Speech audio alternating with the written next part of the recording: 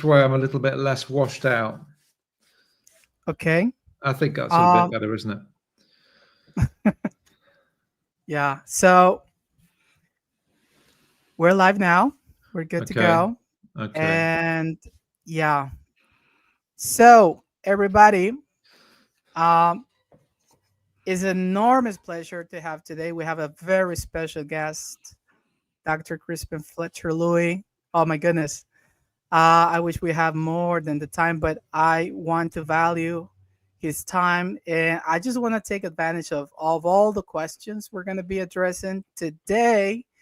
And we're going to be talking about his most recent book, The Divine Heartset. My goodness, that's a massive book.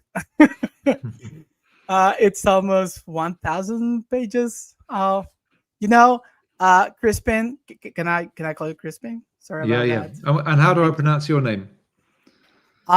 It is Marv, but that's the I don't know how to call it, but it is Marvin. But I like to cut it off because I don't like Marvin. Okay. Yeah.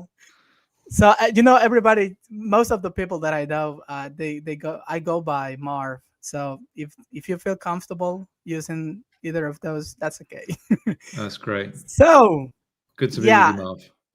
My pleasure. My pleasure. Trust me, I've been really looking forward for this interview, and I want to say this. In college, I got to go and write essays. Perhaps 5 pages long, and that for me was like eternity. And you can laugh at that. And why am I saying this? Is because when I look at you, people like you and to write, Del Allison, everybody writing stuff and taking many, many years. I mean, I understand you took 10 years to write this book in the process. Yeah. So my goodness, for me to write a 5 pages essay feels like eternity. And when I turn to you guys, my goodness, you are like in the Olympus. Because I mean, and this is something like acknowledging the craft and the high quality scholarship that you guys are putting out there. And I don't know you, Crispin, but many people don't really appreciate the value of the work that you're doing. Uh, and I can say this that happens in the ecclesiastical, the church context, most of the cases. So, just so you know, what's the whole purpose of this interview is to talk about your book. Yes, definitely. And to hear from you, the author himself, but also because you can tell by now by my accent that I'm not a native English speaking person. I am a Latin Spanish speaking person, and I'm proud about that.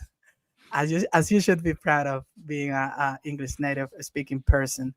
So part of the purpose, Crispin, is to take this material, but also to translate it and put it in the language that people who is really interested, but for some reason the language barrier, they can't read it, but they would like to, but they can. So part of the purpose is to go and take the content and put for those people really interested in this material.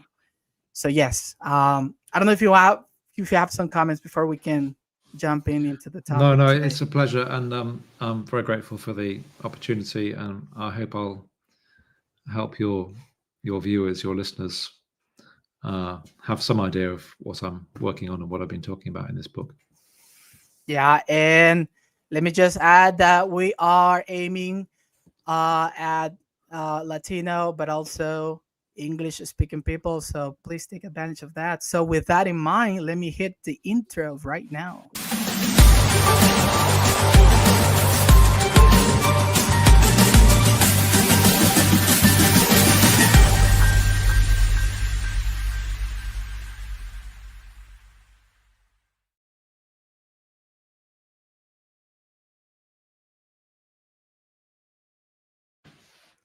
Okay, welcome back, everybody.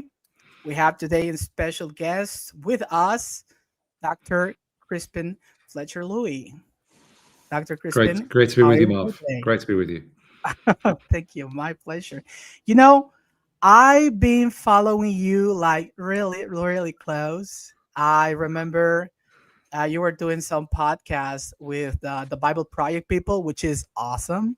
You know, yes, I'm going to give a shout out to them because they're doing a fantastic job.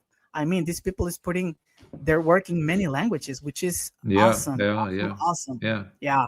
So you talk to them about the monotheism and Jesus. I'm very into that's one subject matter that I have really great interest in.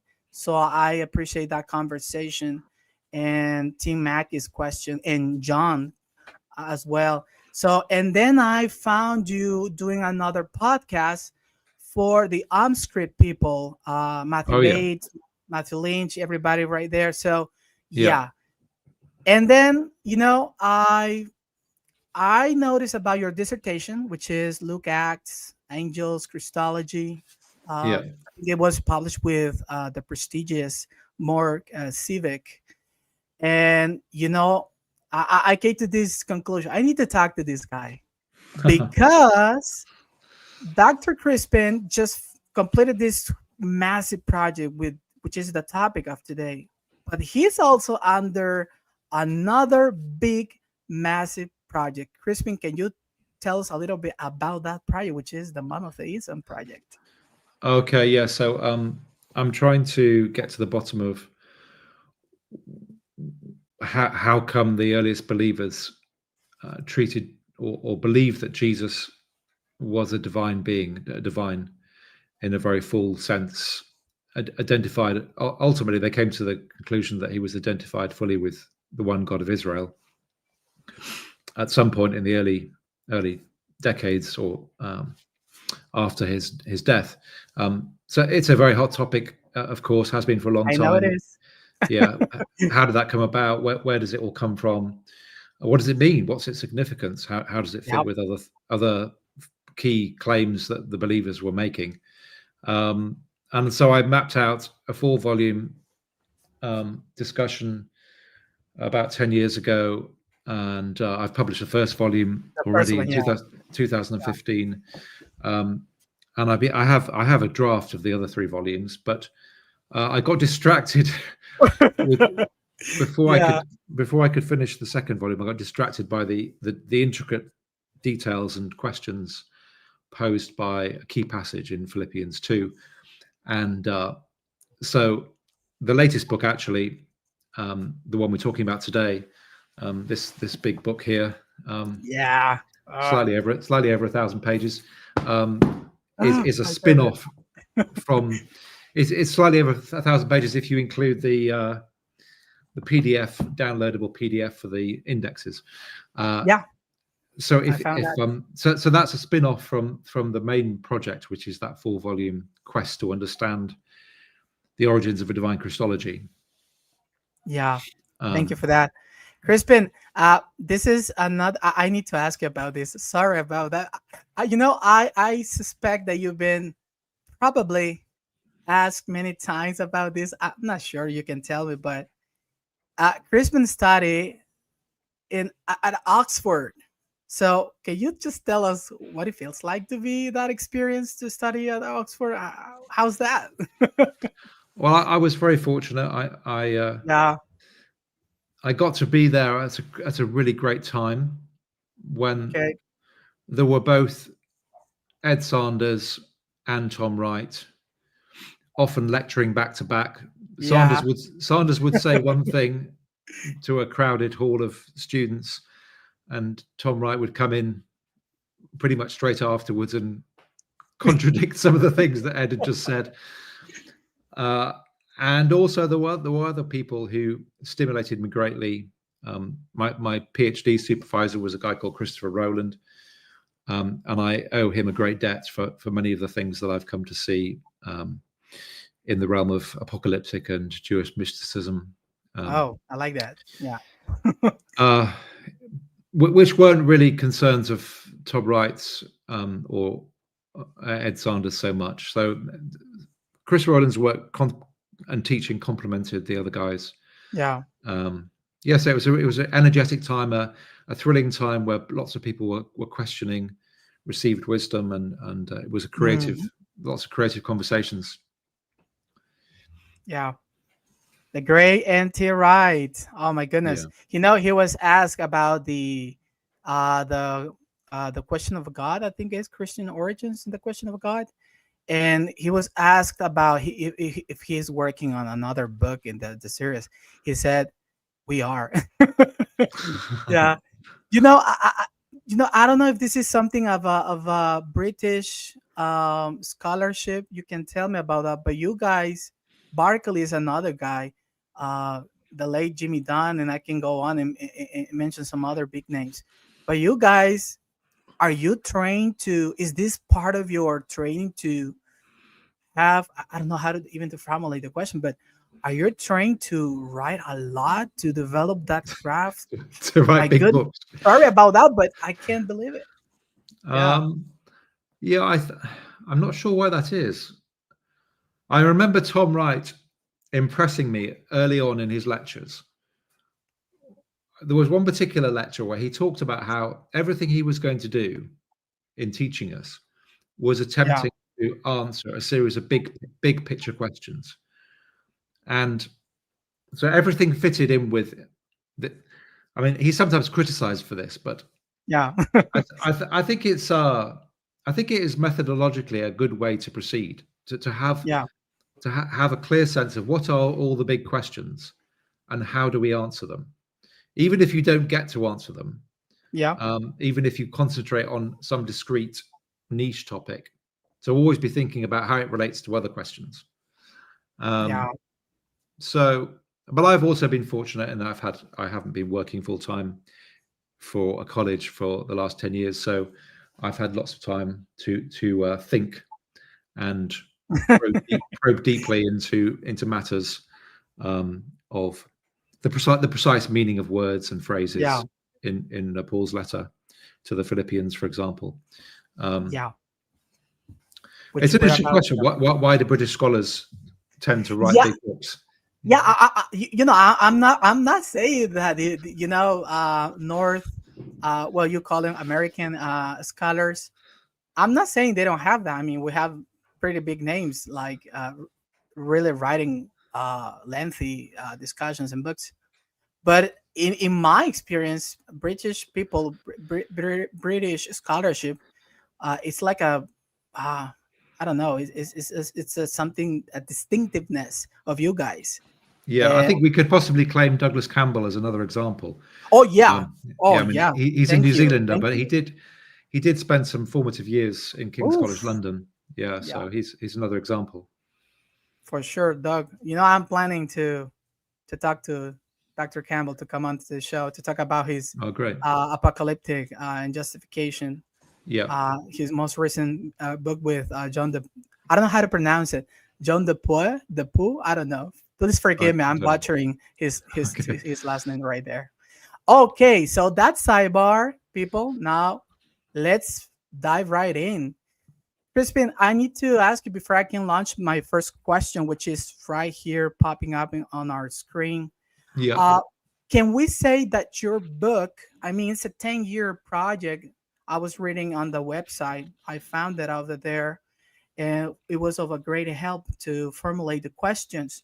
Can we say that this book of yours, it's the latest of a scholarship on those specific passages in the famous Christ hymn in Philippians 2:6-11? I really I mean, there's a never-ending stream of new contributions to the passage. And I know of several people who are writing commentaries on Philippians at the moment. So I'm sure my book won't be the final word by any means. No, it won't. Trust me. I think it's been a while since somebody wrote in English a monograph devoted entirely to the hymn. Well, me personally, I can say that the most exhaustive, I'm not sure if it's exhaustive, I think it is exhaustive, uh, book on this subject matter was Ralph Martin, The Carmen Yeah, Christi. Yeah, yeah. yeah. But So, that's a long time ago. That was like late woo, 60s, wasn't it? Yeah. yeah, yeah. So this is 21st century, guys. This is so we can go, and you can go ahead and say this is the latest scholarship on this passage. So, Crispin, first question to you: could you tell us in every way possible? And trust me, I word it like that because I know scholars. You need to understand this. It's like the rule of thumb. Please let the scholar speak and don't interrupt him because they just want to be.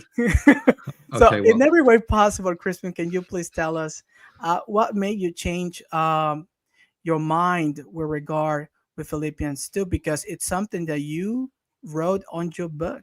So, please yeah, expand on that. I did. I introduced the book by confessing that I've significantly changed my Yeah, mind about this your passage. confessions. Yeah, it's a confession. But please interrupt at any time, of course. I mean, there are things I haven't changed my mind about. I've True. always believed that this is a very important text to understand the origins of a divine Christology. It's certainly about the incarnation, as we come to call it later on. It definitely starts with Christ in pre-existence or in Yep. an eternal identity before he becomes human. And I do think it ascribes to Christ a divine identity all the way through it. It's kind of an expression of worship. I also think, as most people have thought for the last 100 or so years, that it's a hymn, and that it's pre-Pauline, that it's pre-Philippians. May or may not be by Paul himself, but I do endorse the consensus modern scholarly view that it is a hymn, that it's something that the readers would recognize that Paul is quoting. But then there are things about the way it's interpreted that I have certainly changed my mind about. So when I did my graduate studies, I think everyone pretty much had come to agree up to that point over the previous decades. People had come to agree that we can make sense of this text as an early Jewish Christian text, that it doesn't need to be explained with reference to anything outside of the Jewish phase of the development of early Christian thought, following on the work of people like Martin Hengel. At that point, most people also agreed, I think, that there's some kind of contrast between Adam and Christ. Yep. There were significant disagreements about how that worked exactly. Which is normal.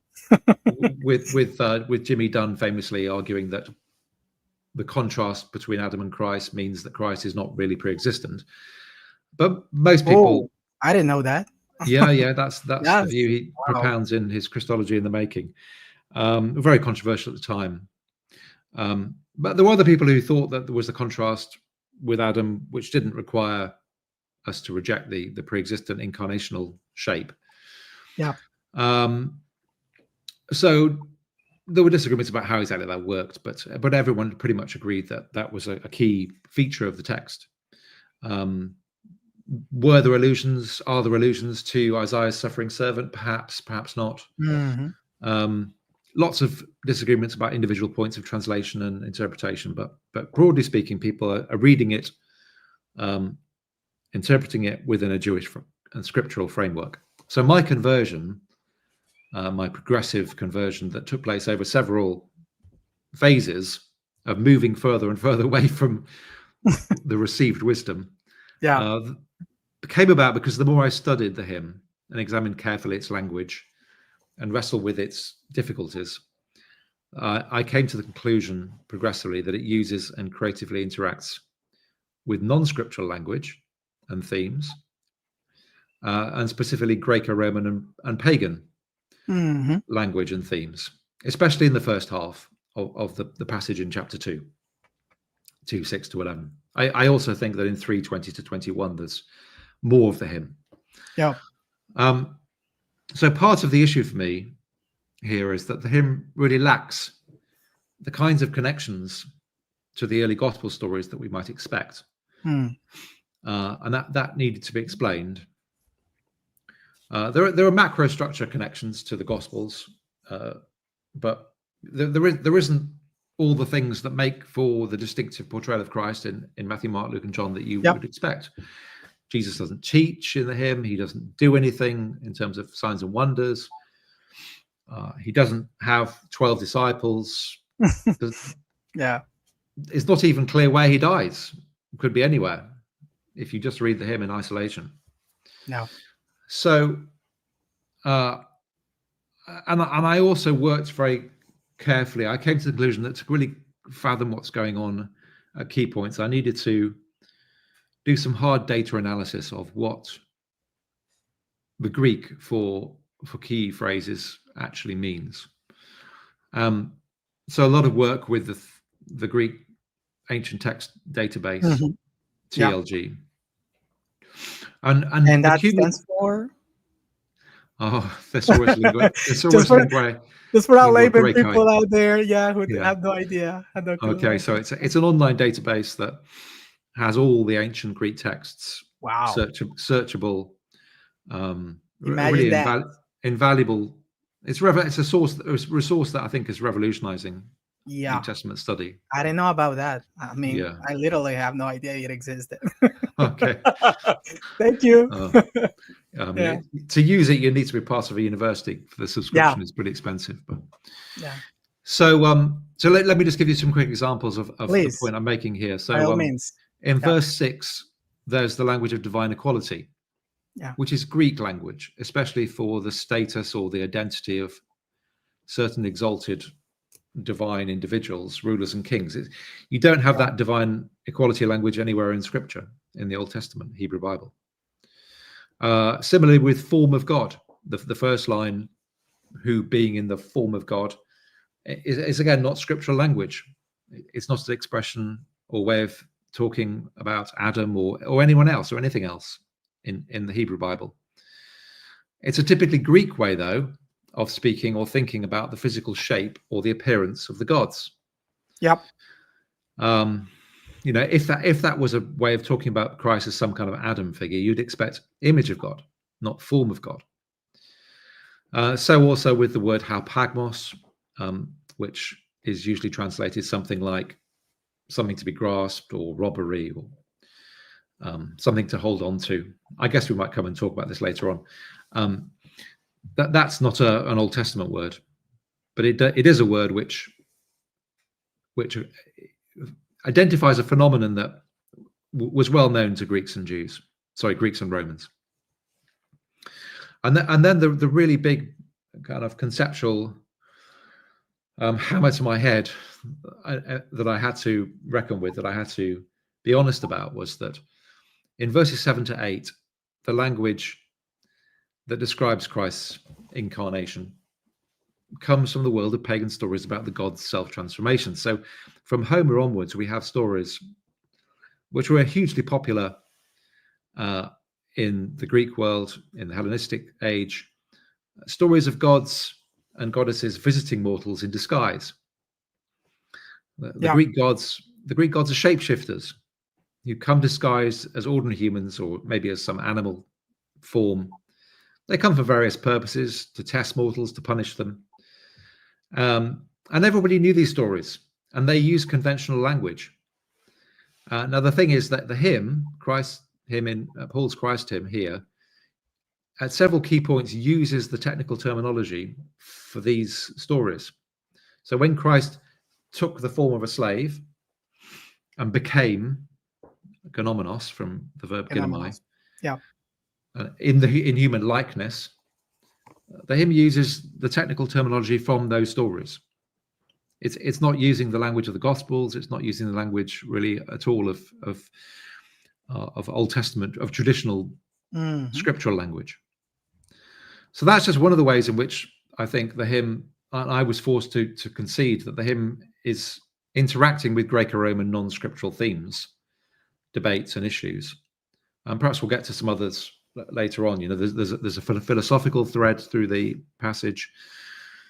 There's a political interaction around what it is to be the true ruler. king or emperor. So, and of course, this fits with actually what we know about the audience. Paul is writing to converts in a Roman colony on the Greek mainland. If there were any Jews, any Jewish followers of Christ amongst the readership of the letter, they would be in a minority. And other aspects of the letter show that he's here in this letter, he's really working hard to accommodate, to in a sense shapeshift himself. Paul the letter writer is a shapeshifter who's accommodating himself in his language and his ways of articulating his core theological ideas to a Gentile readership. So that was the main conversion the main big picture starting point conversion that I had to go through, and then other things follow within that. Yeah. Does that answer your question, Marv? Yeah, in some ways, but I just wanna say this, because I mean, I'm putting my cards on the table, Crispin. I am a Christian, but I was taught by my mentor, the late Michael Heiser. I was introduced to the biblical studies wild world, and I'm a Christian, but I am very critical about my faith and religion and whatnot. So one interesting and something that I really admire about the scholars is that you guys, you are always open to be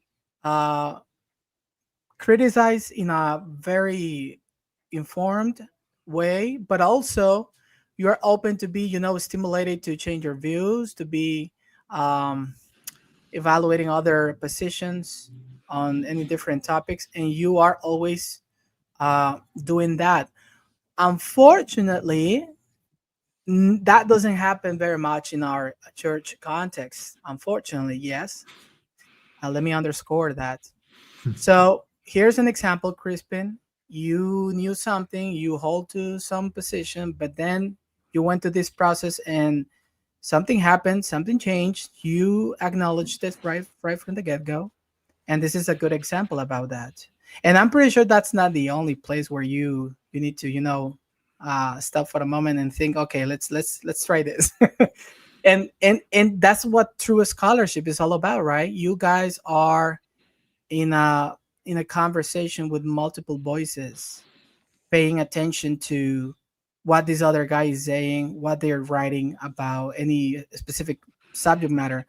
I have no idea. You can tell me about this if you have received criticisms about your work so far, reviews, and how have you received any of that in the lately? Or I think so far people who've read it and interacted with it carefully are probably happy with the basic point that I've just made. Okay, in answer to your first question, that there are all these reasons to think that it's interacting with the Greco-Roman world, and I wasn't the first to think this. I mean, if you go back through the history of scholarship, especially in the German-speaking world, that there'd been for a long time there'd been acceptance that those stories from Homer onwards about the gods shapeshifting are a key to what's going on here. That there has been a little bit of pushback and uncertainty about some aspects of my arguments. Should I let on? I mean, I think that we're perhaps going to get to the issue of the meaning of harpagmos. That's But the way I run with that, the full implications that I see from Paul's use of this very unusual word harpagmos, I think that has stirred things up a little bit for people, and I'm myself still working on how precisely we understand that. It's very unsettling being in a place where all the things you thought were true, you realize actually may not be true, and you don't yet know. You realize you have to dismantle This, a theological structure and have to take on a new one, because our theological structures are important to us. They help us make sense of life, and they connect with so much that is personal to us. So it's not an easy process going through and I empathize with that process. Yeah. The journey of unthinking and rethinking is Yeah. well, ultimately I guess I would say it's a journey of faith, because we don't That's exactly what it is. we have faith in God, not in our theology of God. Yes, thank you for saying that, please. Yeah, thumbs up to that, because let me share just a very anecdote that I have in church. I was giving a class, and I'm going to just acknowledge right up front, I do it on purpose. So I said, I remember I was talking about how the Bible works. That was the topic. Not in a very deep way. No, it didn't go that way. Trust me. But I remembered I just threw out this line. I personally think God is superior to everything, even the Bible. And when I said that, everybody, what? Yeah. And some I didn't win hearts and minds on that day very much, but Yeah. I remember I remember an old woman approached me, and he said, "Darling," she was very sweet, and she said, "Darling, I really listened to what you said there, and I don't agree with you, but I would like to know the reasons that lead you to say that." So we had a coffee, time, Yeah. and we talk about it. So even though she didn't agree with me, she took the time to talk about it, laying out my explanation, my reasons why I go on to say that. And at the end, she said, now I understand a little bit why you said that, but thank you for being honest. So Yeah. she acknowledges that, even though she didn't agree, Yeah. because Yeah. her theology is already set, and I Yeah. understand that, so I have no issues Yeah. with that. Yeah. So, Crispin, I have the Philippians 2:6-11. I would like to read it just to gain context of what we're talking about. Yeah. Now, do you want me to read it from 6 through 11, or do you just want me to go back all the way back and just from verse 1? What would be the best way? Well, at this stage, you could just read from verse 6, Okay, or maybe verse 5 even. verse 5. Yeah. Let me go for it. If I can find it, of course. Well, Let's see. not if that creates problems for you. Trust me. I'm not You're that on the Bible savvy. Gateway. Yeah. Yeah. There you go. There you go. Okay. Yeah. So, oh, by the way, is Philippians among the 7 undisputed letters written by Paul? Yeah. Okay. Yeah. So we can, I have my own views on this, because who really knows whether Paul wrote it or not? I mean, I like to think he did it. Most of the scholars, that's the consensus. That's what I understand, Crispin. Oh yeah, sure, yeah. But who knows at the end? I mean, but that's another topic. So let's read these verses. So verse 5: in your relationships with one another, have the same mindset as Christ Jesus, who being in very nature God. Oh, that changed. I was used to read the form of God. Are you According to are you reading the NIV version there? Yeah. Yeah. Okay. Andrew, I think it's Andrew Perriman. Yeah, Andrew Perriman, I think is his name. In the form of a God. Oh yes. That's yes. the book title of his. Yeah. Yes. So, who being in the very nature God, did not consider equality with God something to be used to his own advantage. Rather, he made himself nothing by taking the very nature of a servant, being made in human likeness, and being found in appearance as a man. Oh boy. He humbled himself but becoming obedient to death, and even death on a cross. Therefore, God exalted him to the highest place and gave him the name that is above every name, that at the name of Jesus every knee should bow in heaven and on earth and under the earth, and every tongue acknowledge that Jesus Christ is Lord, to the glory of God the Father. Wow. I mean, this is like Shakespearean thing. Yeah, it's a Yeah, beautiful oh my passage. goodness, I can feel the sense. It's just, is it just me, Crispin? Wow, I like it. No, it's beautiful poetry. It's a bit of, yeah, even in translation.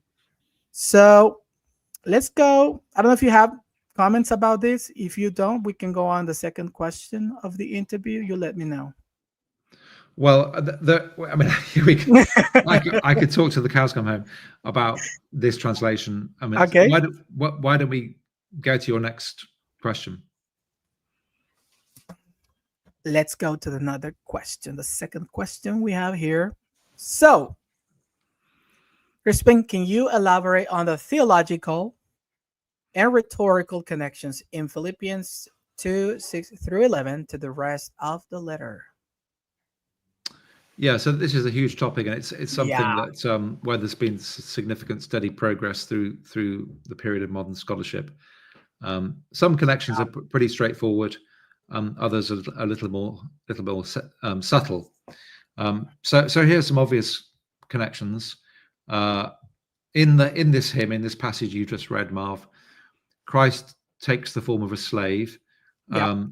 or the NIV translates that take the form of a servant. I think slave is a more literal translation. In any case, in the letter opening, I think in verse 1 or verse 2, Paul himself calls himself a slave of Christ. So he seems to be anticipating this idea of the hymn, that the posture of a slave is the posture that you should have if you're following Christ. Then a little later on in chapter 2, he commends Timothy, his co-worker, for the fact that he slaves away for the gospel, and the verb there is the verb related to the Greek word for slave, doulos. So that's a quick example. Another example, in the hymn, Christ humbles himself in 2 verse 8, and Paul anticipates that line in the lead into the hymn in chapter 2 verse 3, where he says that believers should act and think with humility or with humble-mindedness. He comes back to this theme actually later on as well in chapter 4.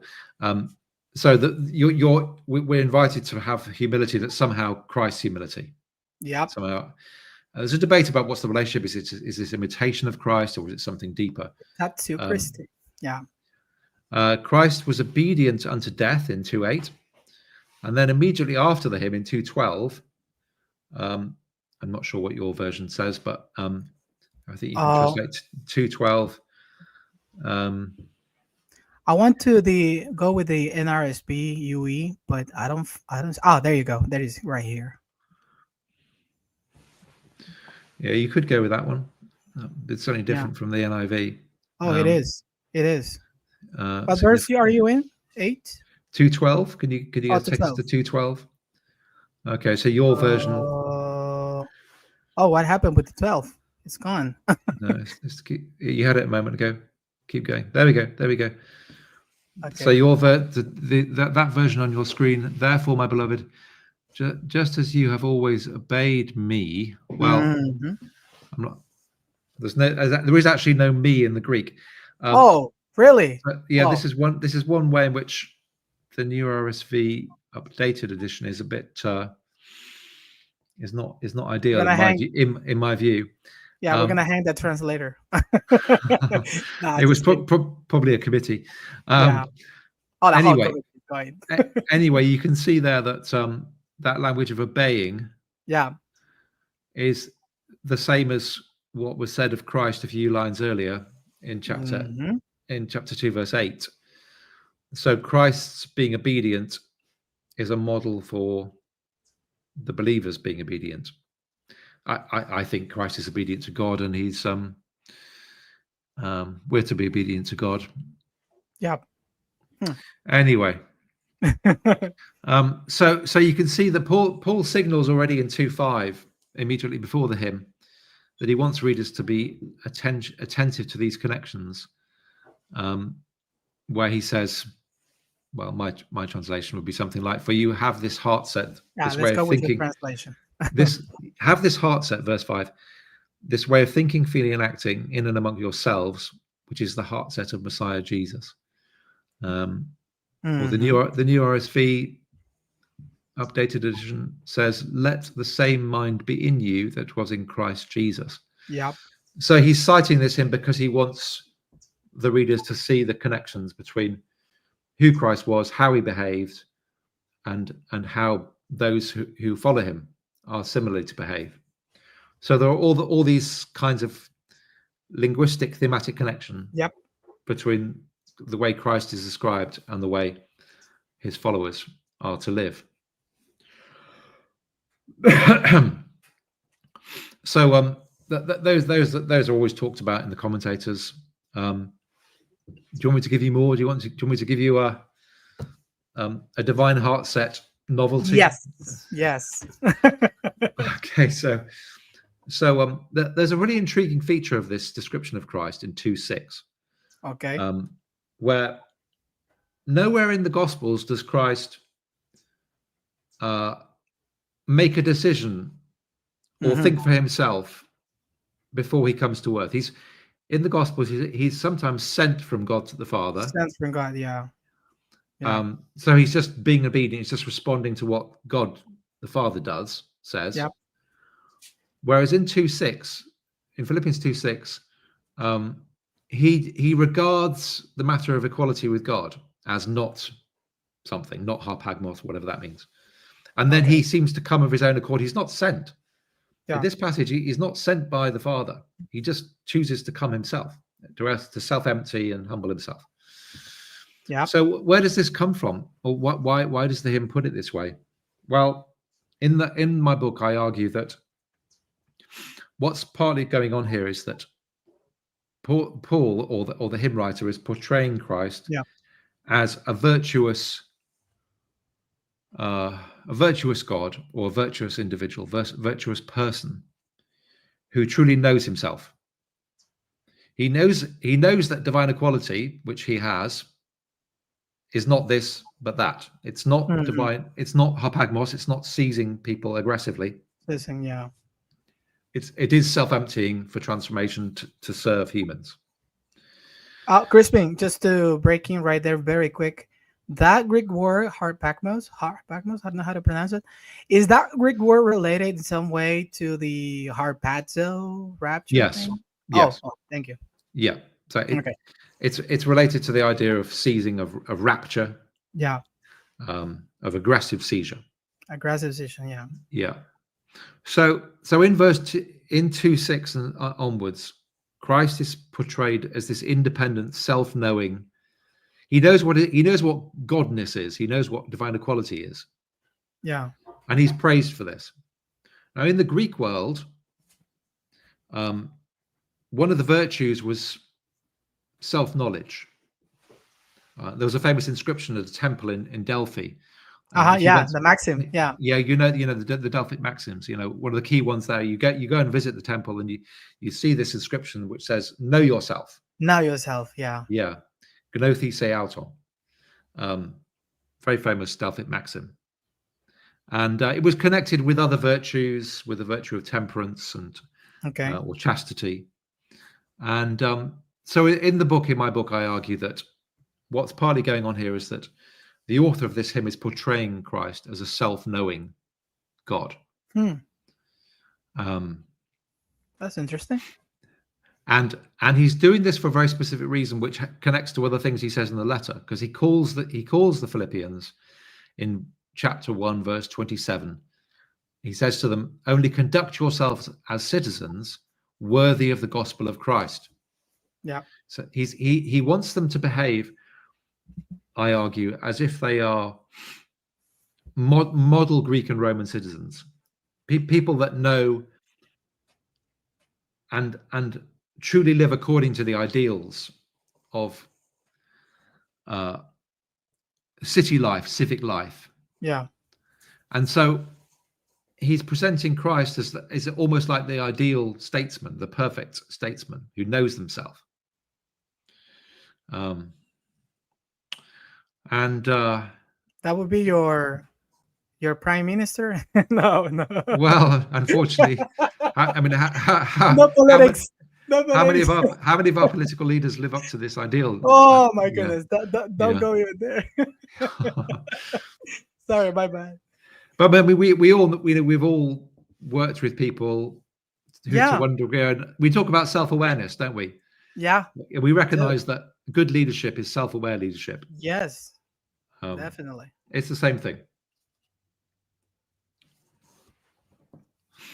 So there you go. There's another example that maybe answers your question. You know, Crispin, I'm very into Christological scholarship, because I mean, Bud Ehrman said that Jesus is probably the most influential person in the West.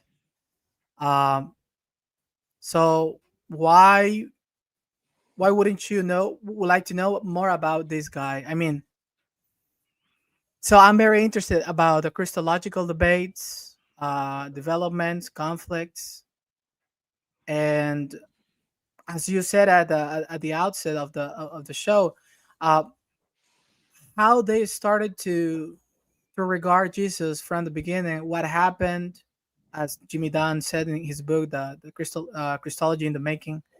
So I'm very into that. So why am I saying that? It's because of this passage, verse 6. How you guys, I mean, you're training, reading Greek and all this stuff, but, and this is more of a bar side question, but how do we know that when he says, the writer, Paul or whoever was, when it writes, he existed in the form of God, how do we know that word theos, it's God, big God, the big boss, God of Israel, the father of all, and not talking about another deity? How would you argue? I mean, this is more of a personal question to you, Crispin.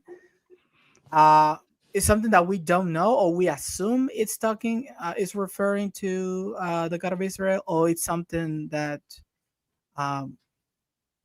we don't have reasons to argue about that. How will you answer that question? I mean, yeah, it's a great question. It's a live question. I think Paula Fredrickson has argued that you can translate the first line, who being in the form of a god. Yeah. And maybe the Greek can be taken that way. If you just had that line on its own, if this turned up in some Greek papyrus or inscription, and it was out of context, you could translate the Greek that way. And I actually, in a later chapter in the book, in one of the penultimate chapter of the book, I argue that the author is being a little bit provocative with that first line. And how about that? Yeah. The description of this individual, of Christ, moves from the beginning, where it's a little bit if you just read the passage on its own, it begins with a figure who's not really yet described with much clarity. It's almost like he's on the wings of the drama, and he's a shadowy figure. Yeah. And as the story progresses, as the narrative progresses, he comes forward from the shadows and takes center stage, and there's clarity. And in the Greek, actually, it's intriguing that you go from, there are three mentions of God. The word theos appears three times. Yeah. In the second, in the in the first line, who being in the form of theos, with no article. There's no definite article in the Greek. And then in the middle line of the passage, in verse 9, wherefore God. Now, in that case, it's hotheos. There's a definite article. Yeah. So we've gone from agod to God. And then in the very last line of the passage, in verse 11, he's exalted, and everyone confesses and genuflects to him. Yeah. For the glory of God. Now it's God the Father. So this is God with a name. Yeah. There's a kind of, I use the language of individuation, that God takes on a personal identity. There's a progressive revelation of God's personhood. So it may be no accident that in the first line you're not quite sure how to translate it. Yeah. Is this who being in the form of God or being in the form of agod? God. Yeah. As a reader, you're invited, as a listener, you're invited to wonder, to ponder, and as the story progresses, you get the answer. Now, it must be the one God, because we've got a quotation from Isaiah 45:23, which is one of the most famous monotheistic passages in the whole of the Old Testament. Yeah. So with that quotation from Isaiah in verses 10 and 11, there's no doubt by the time you get to that point, there's no doubt that we're talking about the one God of Israelite faith. The one God, yeah. And for lots of reasons, it can't be that Christ is our God. There you go. Thank you. Now let's go to question number 3. Let me just close this. I need to put it right here. So. It's getting cloudy here, so I'm afraid. Well, I don't even know where you are, Marv. Where are you, Marv? Oh, I am. You probably are not aware, but because we basically don't exist. No, but we, like the big names, England, Portugal, United States of America. But we're in Honduras. Oh, great. Let me say it with my accent. In Honduras. There you great. go. Yeah. Which is Central America. Yeah. Just right there at the center, in the middle of the America continent. Yeah. So it's getting cloudy here. I hope no rain will come about us. Yeah. Okay. So let's go with the third question, Crispin. Yeah. Yeah. And that would be, regarding this passage, what's the current state of scholarship and issues? Oh my goodness. Okay, so let me just pick out a few current issues of serious debate. Thank you. Which all of which I cover in the book. So a key one is, what is the name above all names? Yeah. In the second half of the passage, Christ is exalted and given the name above all names. What is that? What is that? Yeah. What's that supposed to mean? Yeah. Some people think it's Jesus. Some people think it's Lord. Some people think it's Yahweh. Yeah. So another one is this really a hymn? Hmm. That used to be the consensus among scholars, and you can even see in that passage, as it's presented on the Bible Gateway website with the NIV or whichever version that is, it's set out as if it's a hymn, separate from the prose before and afterwards. And many English translations do set it out as a hymn in that way. That's intentional. Yeah. Yeah. But there has been significant pushback from some scholars who say this is not a hymn, and it's not pre-Pauline. It could be written by Paul. We just don't know. It could be written by Paul as he's writing, and it may be better to describe it as an encomium, or just a piece of praise. It's not worship. It could just be praise. So the question of the genre is connected to what's really going on. Is this really Christ as a fully divine figure? This goes back to your question about agod or God. Is he genuinely worshipped is he genuinely praised from the beginning? Yeah. As the one God of Israelite faith. or is he some kind of lesser divine being? This relates to other issues. Of course, it relates to the question of what's the interpretive key? Is it Adam and Christ, as used to be thought, or is it, as many people now think, is there a contrast here between Christ and the emperor? Yeah. Is he being portrayed as a ruler, as a ruler with a divine status, like Alexander the Great or Caligula? Yeah. There are also people who think that there's an angel Christology here, that in the form of a god is a way of suggesting that Christ is an angelic or angelomorphic figure. I read that from Holloway, Hermeneutic commentary on Philippians. Yes. So that's quite a prominent commentary that's advocated that, and James McGrath, I think, has also. Yeah. Actually, he says that, because I was. I mean, he says that Christ is described. I'm paraphrasing Holloway's, of course. He is this we can say it that way. He is appointed as the definite name bearer and exalted. And going back in the tradition, we can see the angel who bears the name. Yes. And he's coming from that. He's just structuring the whole his case from that view. Yes. But yeah, that is a current theory. That the gift of the name above all names is a way of talking about Christ as if he is the name-bearing angel of the Lord. You know, Gerald, the late, I think, Gerald Collins, he already passed away. He wrote I'm not sure if it's an article in the Expository Times. Yeah. Responding to Holloway's. Yes. And I know the one you mean. It created quite a firestorm, quite a heated back and forth between them. Yeah, that was very interesting. And Holloway answered like something, well, it's not my fault, I'm a historian, I'm not a theologian, and blah blah blah, yada yada. Yeah. But yeah, go ahead, continue with your comments on that. Oh yes, so those are some of the key issues in answer to your question. Yeah. So people, if you want to go there, you need to. That's why I call biblical, the whole world biblical study is a wild world. I mean, you can't even master your own field.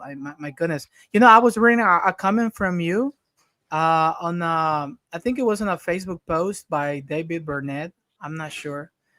Oh, by the way, shout out to David Burnett. I love that guy. Yeah. I could listen to him all day long. David's got a gift.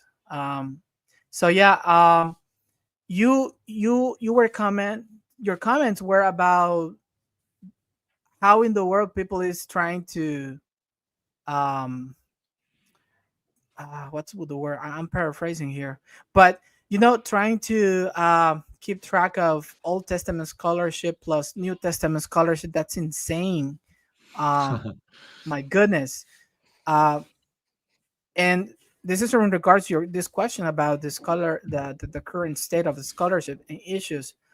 My goodness.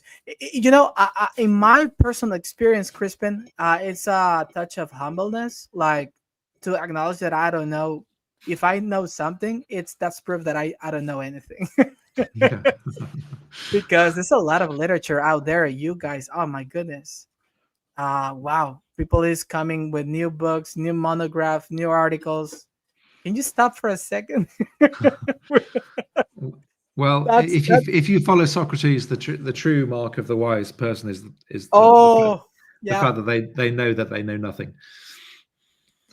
I know. So let's go with because as we said, we want to value your time, Crispin. So let me just go with I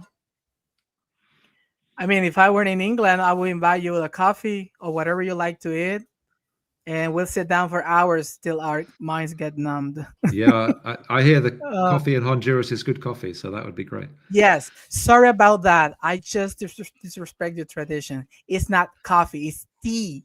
For goodness sake. Oh, really? I don't drink tea and horrible stuff. Oh, okay. So that would take that away. So let's go with with the 4 questions. So we have, oh, someone is coming by here. Angel, um, and he says, "Blessings, brothers in Christ. Thank you." And then he go with the Spanish here. Um, he says, "Greetings and blessings, brothers, friends, peace in Christ." Oh, thank you. For the glory of the Father, power, and the Holy Spirit. Big hug to all you all. Okay, thank you for that. Uh, so question number 4. We're almost there. Crispin, Yeah. which are those themes that have received marginal, because I read it from that section of your book. So which are those themes that have received marginal or no attention in modern period? Please expand on that. Okay. So in my book, I really I go for the marginal in quite a big way. I know you do. I go boldly where no one has been before. Thank So you. nobody, as far as I am aware, in the modern period has seen what I think is there with this depiction of Christ as a virtuous, self-knowing God. Maybe somebody in the past, maybe somebody in the patristic period spotted it. I'd love to know. I wouldn't be at all surprised if those guys spotted it. Another major theme of the hymn, as I see it, is the depiction of Christ discerning the difference between true love and false love. Yeah. True love in his gift of himself, and the violent, aggressive love of harpagmos, which I guess we may come to in your last question. Yes, it is. That's the last question. I'm not the only person to see that. There's an important study by a guy called David Fredrickson, who was the first person to lay out the evidence for seeing that. But apart from myself and Fredrickson, I'm not aware that anyone else has. Neither am I. Seen that one yet. The stories of the God self-transforming was pretty much. You'd be hard pressed to find anyone talking about that in English scholarship, or in Anglophone scholarship. Sorry, US or English scholarship, until recently. It was the Germans who advocated that, and some 19th century scholars saw it. Some English writing 19th century guys saw that. That's come from the margins into the mainstream, I think, recently, with people like Holloway talks about it. Della Yarbrough Collins sees its importance. Michael Cover at the University of Marquette has written about it. Cover, yeah. So I think that's one of the ways in which scholarship has shifted, and hopefully will never return to the days of that being marginalized. Yeah. Okay. Last but not least, final question. The rapture is about to happen, so please wait. Yeah. By the way, I didn't, my upbringing was not part of that tradition, so I'm fine with that. Okay. Which tradition? Well, I'm pretty sure you are aware of the Campbells, the restoration. What is the word? Restorationist, the Restoration movement. Have you ever? Okay. Yeah, the Alexander Campbell. Uh-huh. So that people came over to our country. They were doing mission work. Yeah. And they did a pretty good job. I mean, the whole intent was just to spread in the gospel, which is awesome. I just love that. But as always, we human beings, we're always, mixing, throwing something in the mix there with our doctrines, teachings, but that's part of the package. You just need to get used to it, and that's the tradition. Yeah. I've been there, but I never, trust me, I never heard a rapture preaching. No, that was just not in view. I mean, they would just go like, okay, Christ will return whenever he likes, so please be aware. Just do your job, keep loving one another, keep Yeah. helping each other. And actually that Jesus virtue character that you were just talking about, that was something that was it was very they were emphasizing like every day in, day out. Like it was like the number one thing that you as Christian you need to do. Yeah. Showing love for those who love and kindness for those who don't have a helping hand. So that's something that I feel proud of my tradition. Yeah. And there are some other stuff that I don't feel that proud of. So Okay. it's fine. Well, I'd love to hear more about your tradition sometime. Also, very intrigued to hear more about your relationship with Michael Heiser. I never met him, unfortunately, but that I have been yeah. aware about his work for some time. Oh my goodness. Let's put the blame on him because the whole thing, doing a podcast, opening your YouTube channel, your website, everything, is because of him. I mean, I didn't know Yeah. nothing about this scholarship. That was just not there until I saw a video on YouTube and that hooked me with this man. So it's so sad that he It left is. us so Yeah. early. I mean, he still got many more stuff to do for us, but well, Yeah. it is what it is, Crispin. But Yeah. we have you and we have the others, which is great. So, question number 5. How do your own translation of Hartpackbos, I hope I'm saying right, differentiates from the others, and what are the implications of it? Okay. So this is one of the most difficult, intractable questions of New Testament scholarship and of the interpretation of the passage. And if you have the time and energy and you kind of want to look through a selection of different English translations, there's a really Yeah. wide variety of ways to translate this part of verse 6. King James Version says Christ thought it was not robbery Wow. to be equal with God, so it takes that word harpagmos as a robbery. New RSV follows Tom Wright's argument and says Christ did not regard equality with God as something to be exploited. Oh. The ESV and the NIV and lots of other translations say, who, though he was in the form of God, did not count equality with God a thing to be grasped. So, and there's quite a big difference in the interpretation if you whichever one of these you go with, and there are others. I'm just giving you a selection of 3 of the options. So if you say that Christ, if you think harpagmos means a thing to be grasped, then it sounds as though you're saying, and maybe Paul is saying, that equality with God was not something that Christ possessed at the beginning, before he came to earth. That he decided not to grasp after equality with God, and he was given that by God as a result of his faithfulness and his obedience. After death, God exalted him, and then he entered into equality with God. So there are big interpretive issues at stake, and the problem is that this word does not appear in any Greek literature before the letter to the Philippians.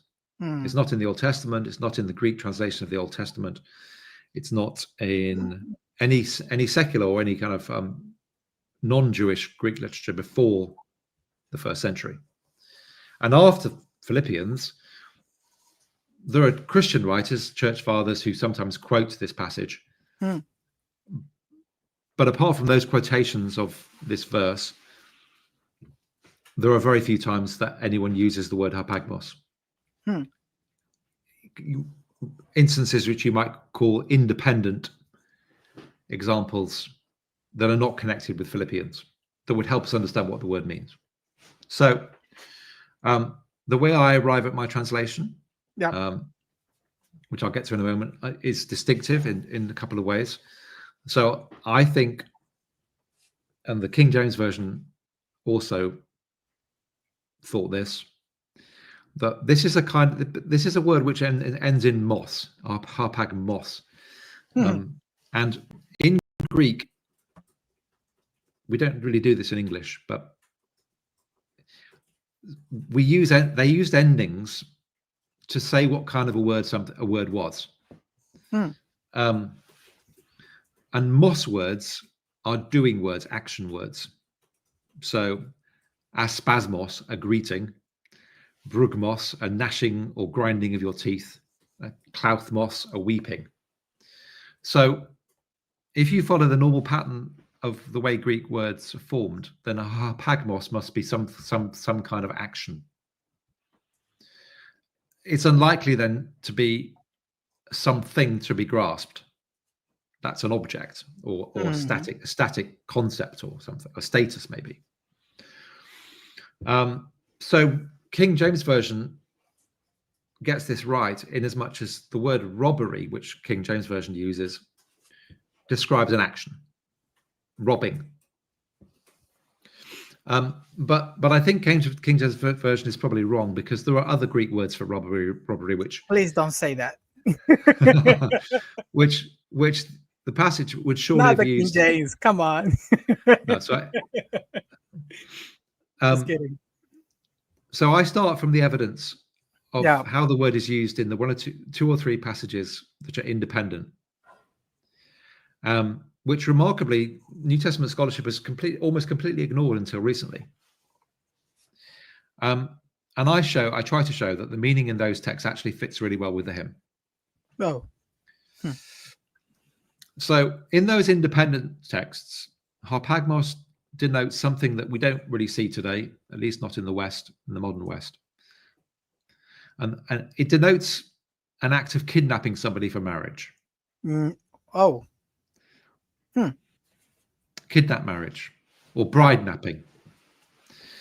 Now in the ancient world, and this is still a problem today in some parts of the world, I'm told, there was a practice of forcibly seizing somebody, usually a woman, could be a man, for marriage. So you're a 23-year-old guy, you fancy this woman, but she won't marry you, or rather her parents won't let you marry her. So you get together with a bunch of mates, bunch of guys, and you kidnap her. You whisk her away in the dead of night. You don't necessarily, you don't force her into sex. You don't rape her. Maybe you take her as a priest you've arranged, and you force her to go through the wedding. Now, maybe even there's a scenario where the woman, she wants to marry you, but her parents won't let you marry each other.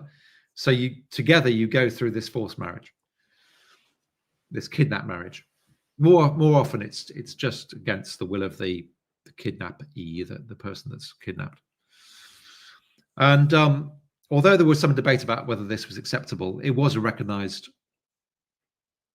means to get married, and the union would be recognized by society. So it's a bit like rape, but rape is usually a one-off, or if it's regularly inflicted on a person, there's no mutually agreed union that's then recognized by the community. But kidnap marriage is something that's then recognized by the community as a legitimate marriage. You can have children, you're married, you have children, they're legitimate children. Now there's been lots of modern studies of this and how it worked in the ancient world and how it works today in parts of the world. There's a huge amount of variety and of ways in which it took place and takes place and reasons for it.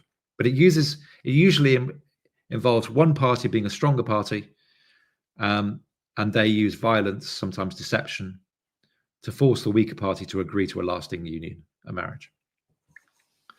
Now, there's a clear difference here then with robbery. Robbery is seizing a thing, a possession, whereas harpagmos, I think, and in the texts where it's used, there's no doubt at all that in those texts, we're talking about a forcible seizure of a person. Not to make them a slave economically, but to make them to force them into a sexual relationship, a lasting sexual relationship. So that's what the word means. We only have evidence that it means that. There's no evidence that it really means anything else, which is the remarkable thing. Scholars have been arguing over what this word means, but the evidence for what it means is actually pretty straightforward, and it's there in plain sight, hiding in plain sight when you look at it. So then the second part of my argument is that this really does make great sense for the passage, because one of the things that the gods self-transform for in those stories of the gods shape-shifting is for sex. They fancy a young, beautiful woman, or a man, handsome man, in the case of Ganymede, and they come in disguise to have sex with them. And in some cases, the god comes and forms a permanent union, a marriage union. Zeus comes and Zeus and Europa is a marriage that produces several children, and Dionysus and Ariadne is a marriage. In fact, there's one passage in Pausanias, a Greek author from the 2nd century, where Pausanias describes this abduction by Dionysus of Ariadne, and he calls it a harpagmos, at least in one manuscript of the text. So if we've got this description of Christ coming to earth in language which is similar to the language of the gods shape-shifting, then it makes sense that Paul would make it clear, and that Christ would make it clear, that he's not coming to force himself into a union with people for sex. So the hymn starts by ruling out. Just before it's kind of like the author saying, I'm going to say that Christ comes a bit like the gods coming, but let's just get this clear to begin with. This is not for the sake of sex. This is not for the sake of a deceptive, aggressive, violent seizure of people. Rather, it's for Christ to give himself in love. Now, I could go on. It connects with other things in the letter. There are other places in the letter where I think Paul signals that he's really interested in this idea of what is true love, and that it's a self-gift, not a forcible, erotic act. So that's in a very short description. I know this is so complicated. I mean, please forgive me for putting in this situation, because I mean, we're talking about almost a 1,000 pages book, and trying to condense, synthesize these views. I know it takes some kind of a effort to do that. So you guys out there, you need to go and get the book so you don't miss out on anything. Because what Crispin has done today is just to give us I'm not even sure if it's an overview, but he tried, I know, and he did great. But if you want to go deeper, go and get that book. You need to go and immerse yourself. You will have enough pages to read right there. Yeah. I remember I had a friend who he was it was for his birthday, and he was gifted the oh my goodness, Tom Wright's Magnum, Paul and the Faithfulness of God. Yeah. And this guy was like melting, literally. He told me, "Man, look at this. I'm going to enjoy myself." And he promised me that he's going to give me your book for my birthday. Okay. And I said, I promise I will enjoy myself as well. So yeah. So those are all the questions for today. Crispin, it's been, I promise, 1 hour. Please forgive me. We're 20 minutes beyond that. But I just want to come to close here. And, this is the way scholarship works in a broad sense. Because, I have this quotation. I don't know who said it, Crispin, but, like I said, I am a Christian. But I'm very critical about my religious background, faith, the Bible, everything. And I think a God, faith, reason, they go hand in hand. And we need to how can I put this? many people have their own way how to take their faith seriously. And my own way to take my faith seriously is by uh, getting myself immersed in all the literature as much as possible with you guys, because what you do, it's unbelievable. It's amazing how much effort, work, time, resources you guys put into all this stuff you write. So I thank God forever and ever for academics, scholars in whatever field, you name it. New Testament scholarship, Old Testament scholarship, archaeology, whatever. This is something that I think people you scholars, because let's face it, scholarship doesn't go hand in hand as a fashion thing. Like it's something that is not that popular. Heiser used to say that scholarship is not for sissies. I don't remember the word, but uh, what he meant is that not everyone is really willing to take the time to read through this stuff. I mean, it takes a lot of work. So what I try to do with these interviews is just to bring the scholar, the guy, the author, to talk about whatever they have written, and to give us just like the basic points, the bullet points there, an overview of what's going on, so that people can be aware of that, and by doing so, they can go ahead and read it in their own language. It's something that it takes work as well, but we want to do it because we love it. And when you work in whatever you love, then it's no longer work. It's just passion.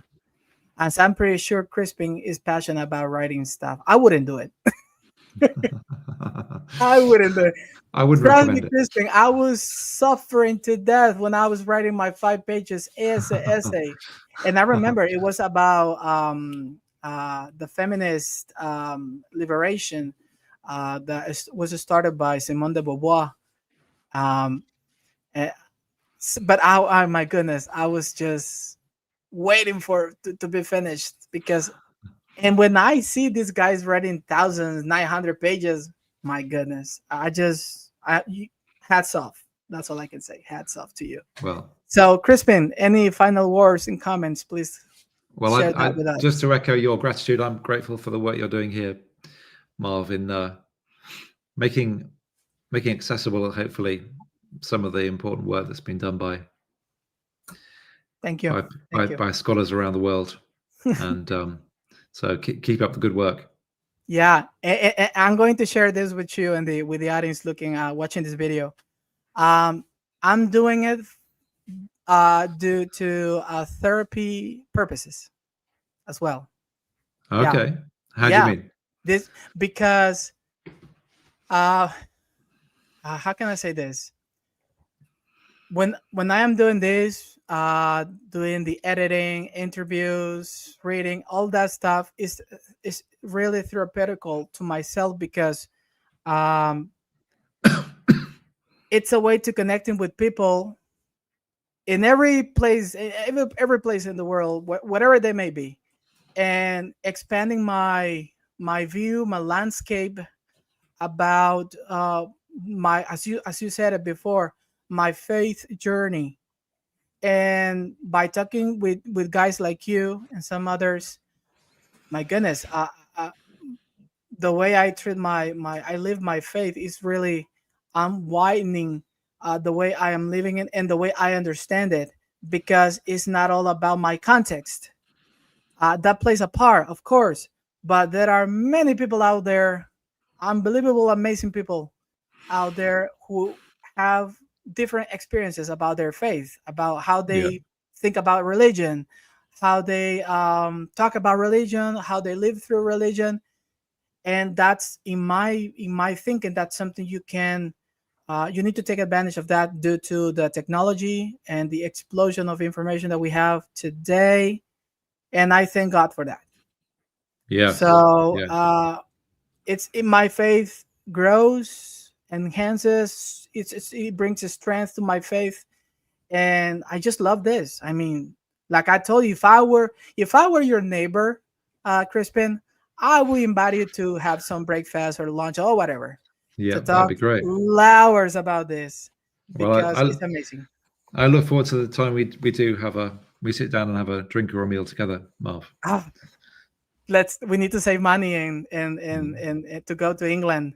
Yeah, please. Yeah, you're welcome anytime.